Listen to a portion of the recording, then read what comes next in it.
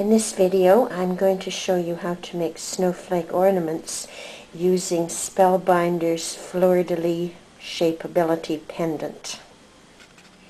So I want to begin by saying that I'm not the designer of this project. It was designed by a very talented paper artist by the name of Becca Feakin. Becca blogs at amazingpapergrace.com. You might want to check out her blog. There's some lovely work there to inspire you. Anyway, this project uses the Spellbinder's Shapeability Pendants, the Fleur de Lis. This is the package it comes in, and there are 4 in the package, but we will be using the big one and the next size one afterwards. You may have some challenges cutting this out with the Big Shot. It depends on how your machine is calibrated. I had to tinker around with it and use some extra blocking, extra double layers of cardstock on top to get the appropriate amount of strength to cut through the die. And apparently that sometimes happens, and the solution is to just fool around until you find something that works. So what you will be doing is cutting these shapes, and you will be cutting 4 of these and 4 of these little ones, and then they'll be folded. Now, Becca has already created a very excellent tutorial showing how to do this fold and this whole project. So in a way I'm reinventing the wheel here, but I found, to tell you the truth, I have a bit of a learning disability, and I had a difficult time figuring out how to do the fold from the other tutorial. So I spent almost a whole day fooling around with it, and I've decided, for the sake of those who have the same problems that I do, that I would try to do this and show you how I figured it out.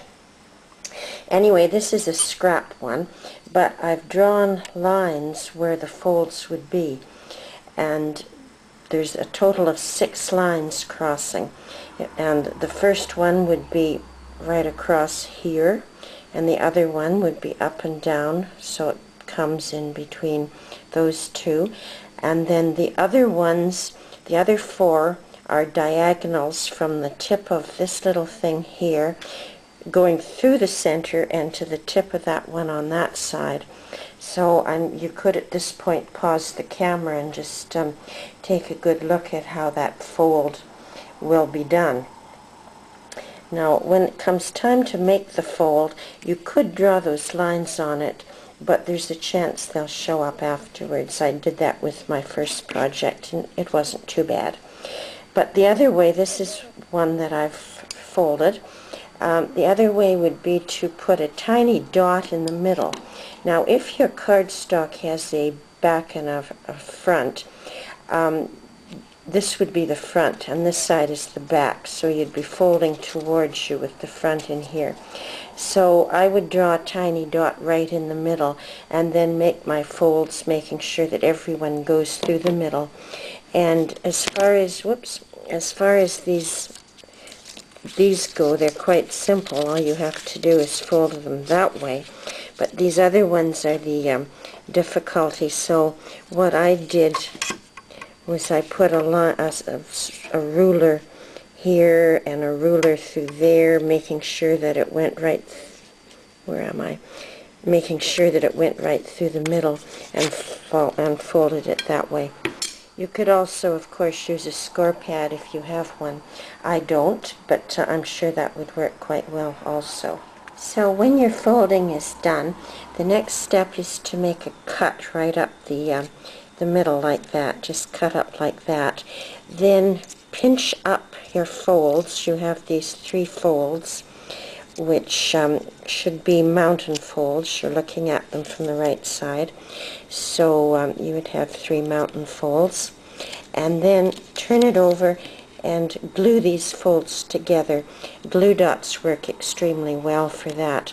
I'll just show you, this is one that I'm actually going to make. It's white, and this is the front. You're looking at the mountain folds. And over on this side, you can see how I've put the glue dots so they'll be holding in place.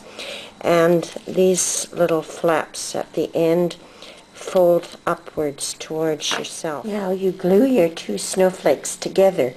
This one is glued, and you do that by gluing the two of them along these two edges that are turned up, which ends up giving you this particular shape. So you do that, and you will have with all four, so you end up with two snowflakes.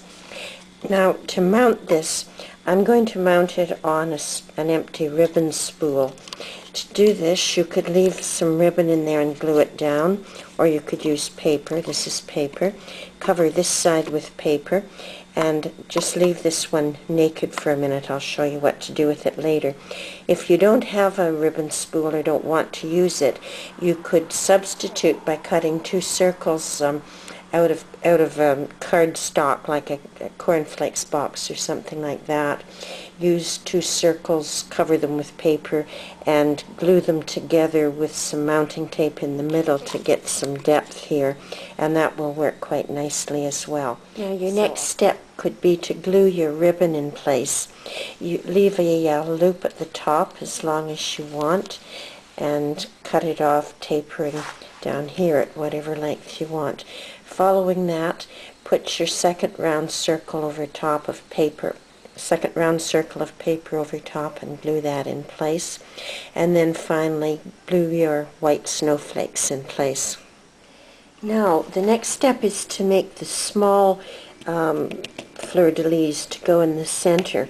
This fold is considerably easier. You make 4 of these, and you fold across that way, down that way, and then diagonally in those two directions. And that's a fairly simple thing to do. Once you've done that, your next step will be to cut. Your next step will be to cut a slash up to the middle, like so. And when that's done, fold the whole thing in an accordion fold just to tighten it up, like that. And do that with all 4. Then glue them together like this, so you will end up with 2 of these things. So here's the completed snowflake ornament. I've glued this down, and in the center I've put a button, and I've glued little pearl beads around the edges, and up here I've attached a bow of ribbon. Another way, you could use a brad in the middle. In that case, I would attach the whole thing before gluing it down. Brads like those would go quite nicely. So to show you again, here's the blue one. This does not use a ribbon spool. It uses 2 pieces of cardboard that I cut. And this one uses a ribbon spool, so it's quite a nice effect as well. If you've enjoyed these videos, please visit my blog at scrappingbydesign.com.